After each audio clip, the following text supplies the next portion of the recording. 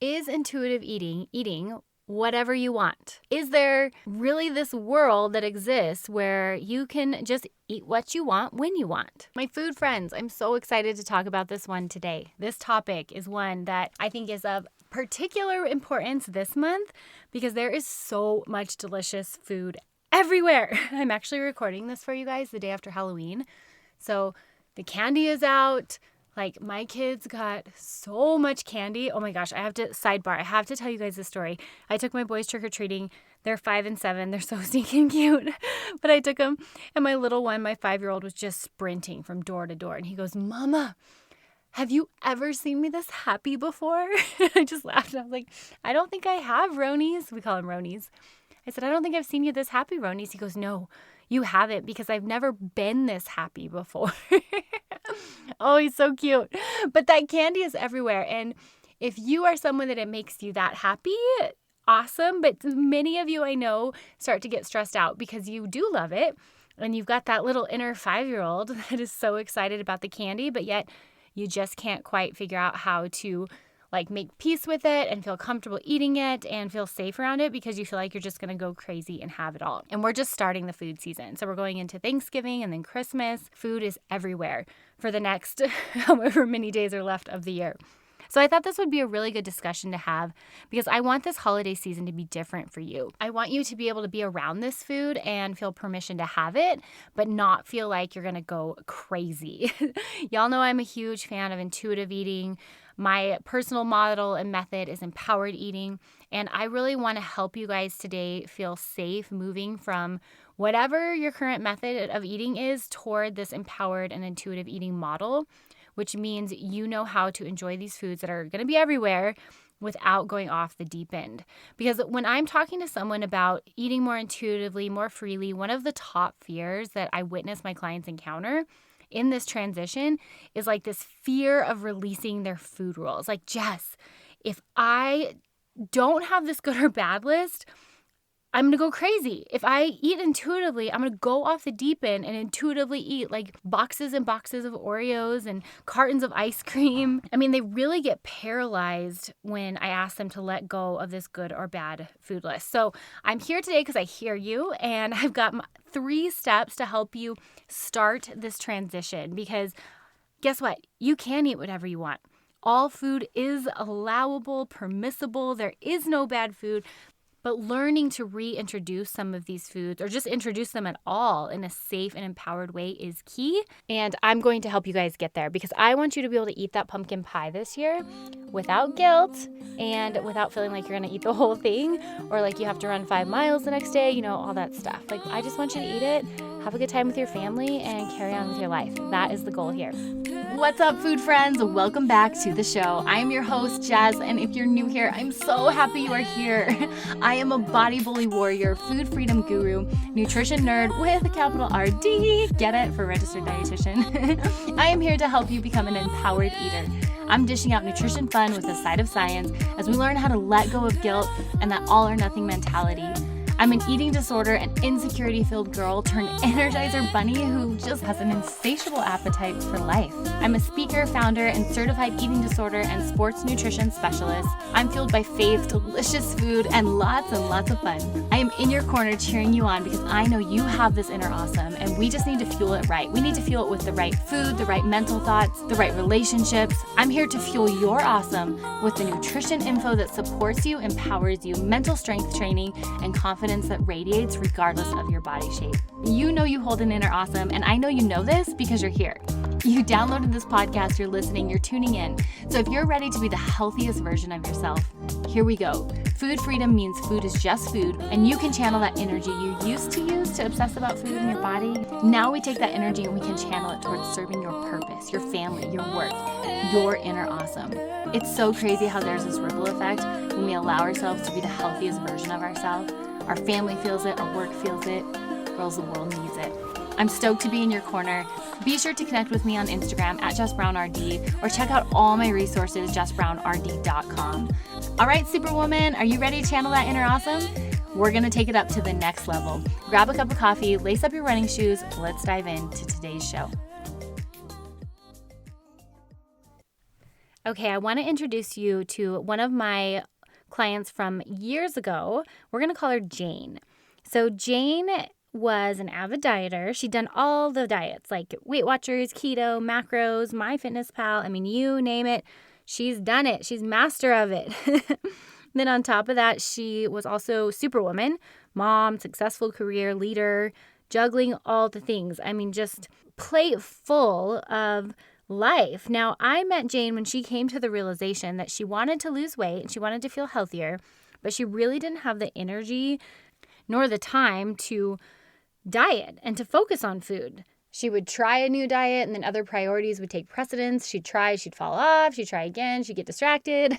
I mean, we've all been on that dieting yo-yo before. So she really came to me because she recognized that she just didn't have this energy to fight food anymore. She didn't want to fight with her body anymore, but she really wanted to take care of her body and her health because being present for her family, having energy to do all the things that she was doing was super important to her. So she came to see me and wanted to know more about the empowered eating model and how she could start to integrate some of these intuitive eating principles. So Jane and I met, we did our intake, and it was really apparent to me how ready she was to start integrating intuitive eating into her lifestyle. So we started my process, which is where I typically start, which is introducing hunger and legalizing all food.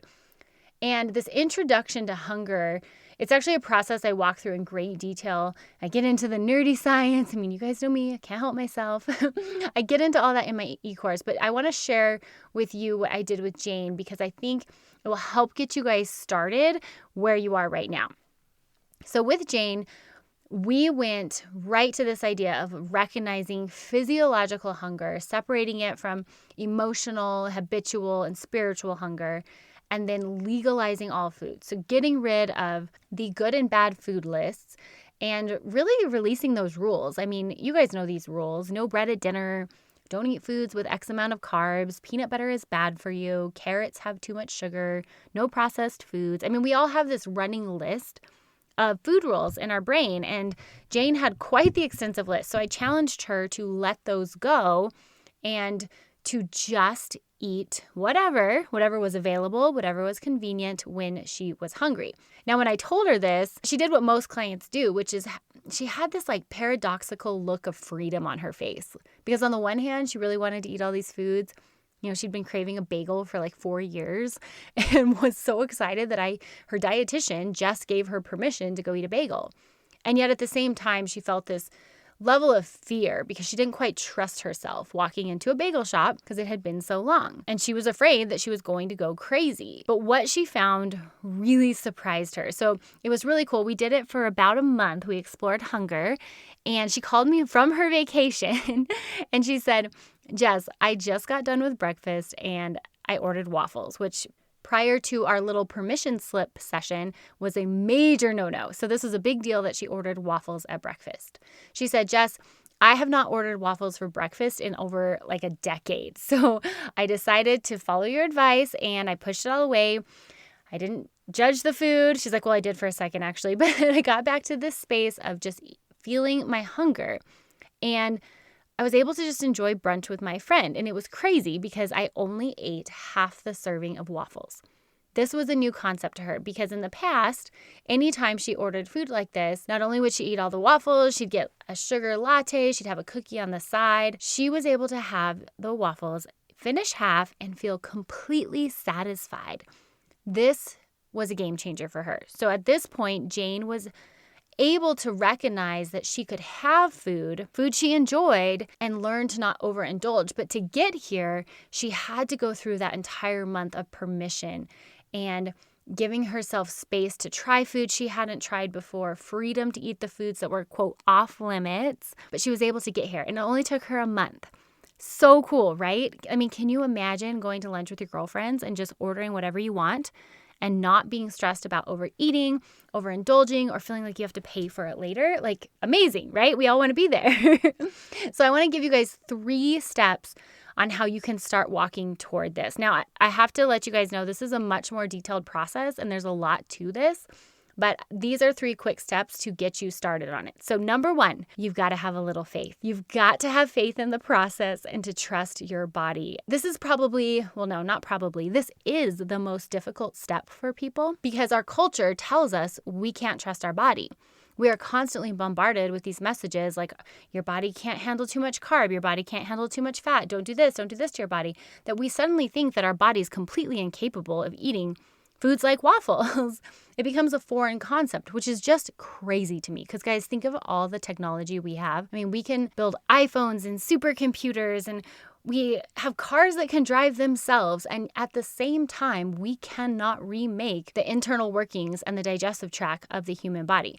Your body and your metabolism is so uniquely crafted and intricately designed.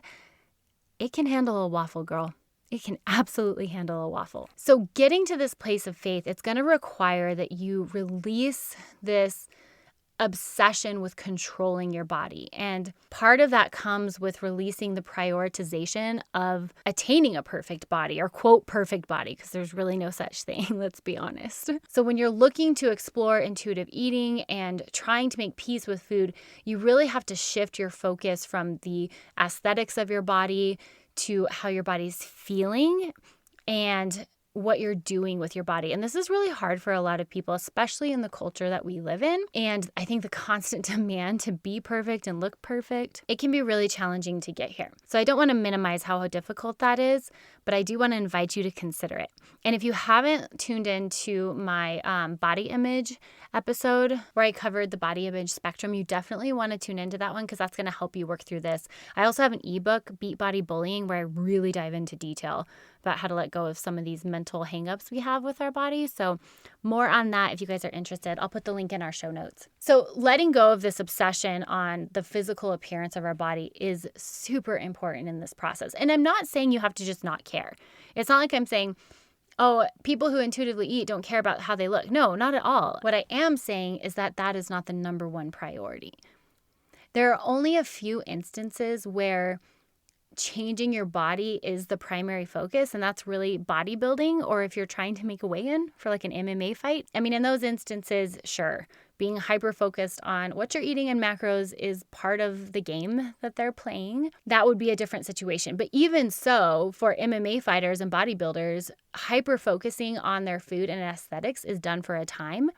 And then there's off season. So even professionals do not stay hyper-focused on their body 365 days a year and have to eventually make peace with food just like anybody else. So if we're not trying to make a weigh-in or chasing after a bodybuilding competition, if that's not you, then you have some space to shift your priorities from your body and aesthetics being the number one focus. And you're likely someone who needs to find a sustainable relationship and make peace with food. And one of the first steps in doing this is letting go of perfectionism and attachment to modifying our bodies. Now, let's go back to Jane's case. So she had this period of time for a month where we just let go of all food rules, and I told her to eat what she wanted when she was hungry. She absolutely enjoyed and indulged. And I'm going to be totally honest with you guys. Her pants were a bit more snug after that month. She felt bloated, but when you're prioritizing making peace with food and not just purely aesthetics and what you look like, you're able to take this experience and really learn a lot from it. So she took it and she said, you know what? Number one, my worst fear didn't happen, which I always joke. I think people, if they think that they're going to like turn into Veruca Salt if they don't have a good or bad food list. You guys remember her from Willy Wonka Factory? She was the bratty one that ate the food and turned into a blueberry. Like she just poof, blew up. It's like, I think we have this vision in our head that that's what's going to happen. So Jane recognized that didn't happen in a month. And she was actually quite surprised how she didn't gain nearly as much weight as she would have had imagined she would have. Now, she did gain some. What we were able to do is keep her in a space of curiosity. So instead of sitting there going, oh my gosh, I failed, I gained all this weight, we just looked at it very logically and said, well, yeah, that makes sense because I was eating ice cream every day. I was ordering extra things that I normally wouldn't have eaten. And here's the result of that. And I don't feel as good. And that's actually the third step here. So I don't want to get ahead. I'm going to come back to this one. But she was able to come to this space of like, okay, I trust the dynamic nature of my body. And even though for this period of time, I've upped my intake and my pants are a little tighter, I feel a little fluffier than I was before, I am still Jane. I'm still super mom. I've actually been more present for my kids because I'm eating with my children. But now I have this information and I can decide what to do with it going forward. So that wasn't the end of her story. It was just the start, but she had to stay in that space of having trust in the process, understanding her body's dynamic. And even if you gain 5 pounds, it's really not the end of the world. Guys, there are worse things. Okay, number 2 is feeling the satisfaction.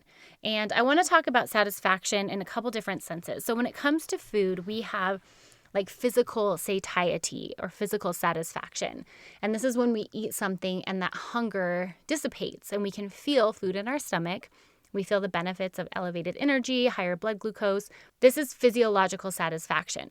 One of the things that can happen is we eat foods that are, we call them air foods in dietetic world, or foods that are really high in something called volumetrics. In other words, they fill up a lot of space in your stomach, so you get that initial physiological sense of fullness, but that fullness doesn't last very long.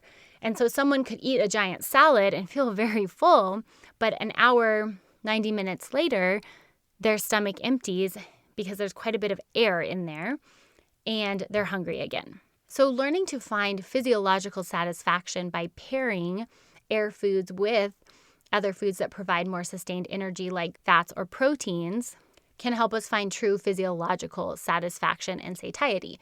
So I always give the example of the apple. So if you eat an apple for an afternoon snack, you might feel really great for a minute and your blood sugar goes up, but that's going to digest quite quickly and you'll be hungrier about 30 minutes later.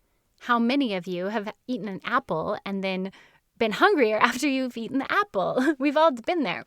So next time, have an apple with a tablespoon of peanut butter or a cheese stick or some nuts. I mean, these fats, what they'll do is they'll delay and modify the digestion of the carbohydrate in that apple and give you a more sustainable energy level over time. So that's how we feel the satisfaction on a physiological sense. Feeling the satisfaction on an emotional sense means choosing foods that we do actually enjoy. Now with Jane, during this season of her food freedom journey, she was able to choose foods that she loved because we took the restrictions off. She was able to eat foods she wanted and enjoyed. And what was really cool about that is over time, she was able to find satisfaction in more appropriate portions of these fun foods or these less nutrient dense foods. And so she was able to learn how to eat these foods in portion sizes that provided her the emotional satisfaction without working against her goals. Super cool, right? So cool. Okay, the third step in this process and getting y'all kickstarted on your empowered eating journey is learning to feel and hear your body's biofeedback. You guys know I am a stinking nerd, so this part is so interesting to me. I go into great detail in this in my e-course. I have a whole section on the nerdy science. But what we can do is actually listen to our body's biofeedback. And what I mean is what our body has to say about food beyond the taste. So beyond what our tongue says, I want to know, how do you feel? What is your gut doing in response to this food that you're eating? What changes do you notice in your energy levels? How is your skin? What is happening with your nail and hair strength? Is your period regular? Is it normal? How are you sleeping? I mean, all these questions, this is our body's biofeedback. It's telling us what it is doing with the fuel we are giving it. I think where a lot of the fear comes in relinquishing our grip, our tight grip that we have on this good or bad food list is because we limit our biofeedback to just taste. And yeah, I mean, in that case, we'd be like the kids. We'd be like my kids on Halloween night and wanting to eat the entire bag of candy.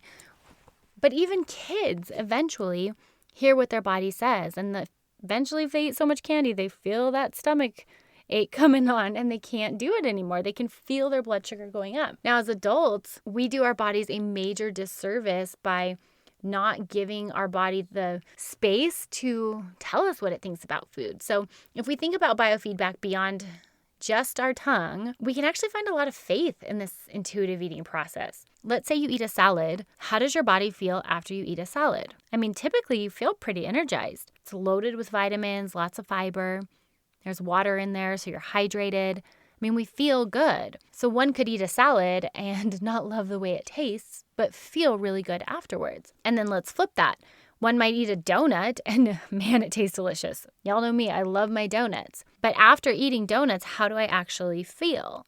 So using this biofeedback to help us navigate and make food choices is a much more effective and empowering method as opposed to this like good or bad food list that we read somewhere in a book. And this is exactly what happened with Jane when she went on that vacation and ordered waffles. She tasted them, they were delicious, but she heard her body, and about halfway through, she'd had enough. She was physiologically satisfied. She was emotionally satisfied because they were just delicious and she was having a great time with her friend, but she heard her body say, I've had enough. Girls, this is where we can start creating preferred food lists for our body, but it's based on our own body's biofeedback. It's based on our bioeducation, not fear. Such a better place to live. Come over to the Empowered Eating Club. It's way better. So the 3 steps again are, number 1, have faith in the process and the dynamic nature of your body. Number 2, feel the satisfaction both on a physical and emotional level. And number 3, hear your body's biofeedback. See what it says about the foods that you are eating. Girls, if you want some more support on moving toward this delightfully wonderful, stress-free, food fun place to live, which is so fun, the empowered eating life is the best life. I've got something sweet for you guys. I actually just put together a 3-step guide to empowered eating, totally free for you guys. So be sure you check it out, jessbrownrd.com. Or you can also access it through my Instagram at jessbrownrd. The link is in the profile. Click on 3 steps to empowered eating. You guys enjoy. That is my gift for you. My thank you to you all for listening and tuning in. But I think if you're ready to stop this madness, get off that dieting hamster wheel, the yo-yo dieting, I mean, all of it. Don't wait till January. Ladies, it's going to be too late. You need to start this now and start making peace with food now. Your holidays are going to be so much better. I mean, let me just tell you, I live for the days when I have clients text me or email me and say, Jess, this was the Thanksgiving that I was able to enjoy the mashed potatoes without feeling so sick and without feeling super guilty. Or this was the first Christmas that I ate cookies with my son and wasn't upset about it and didn't feel like I needed to starve myself the day after. Or this was the first holiday season that I was able to actually focus on what matters most. Girls, I want that for you. So that freebie, my gift to you, go check it out. And then, of course, if you're ready to really dive in, I've got my Food Foundations Eat course. Guys, it is changing lives on the daily. And if you're on the fence about it, I want to invite you to make that jump today. Be like Jane. Join the Empowered Eating Club. You will not regret it. Food Foundations can be found on my website, jessbrownrd.com. Click on courses, and you can find all the information there. Thank you all so much for being here today. I just want to ask y'all real quick before you go, if you haven't left me a review and you enjoyed this show, please take a minute to head on over to iTunes. Send me some love. I read every single one of those reviews and they just make my day. I am standing with you this holiday season in hope that this is the year the madness stops, that you make peace with food and you are able to enjoy this season with your loved ones and make the most out of this beautiful season. Guys, life is too good to be distracted by the nuances of good and bad food lists or to be stuck in this body bullying mentality. Y'all are too awesome for that. I hope you guys have a beautiful day. Cheers and happy holiday eating. Thank you so much for joining me today. I hope it strengthened your food journey and empowered you to live boldly in your body. Real quick, sister, before you go, if you liked today's episode, the best way you can thank me is head on over to iTunes, Fuel Her Awesome Podcast, leave a review and subscribe. Then take a screenshot and share it on your social media. Don't forget to tag me at jessbrownrd. And if you're looking for more resources, be sure to check out my website, jessbrownrd.com. I've got info on my e-course, Fuel Her Awesome, Food Foundations, my 10-step ebook on how to beat body bullying, and so much more. I cannot wait to chat with you babes again. Until next time, cheers and happy eating.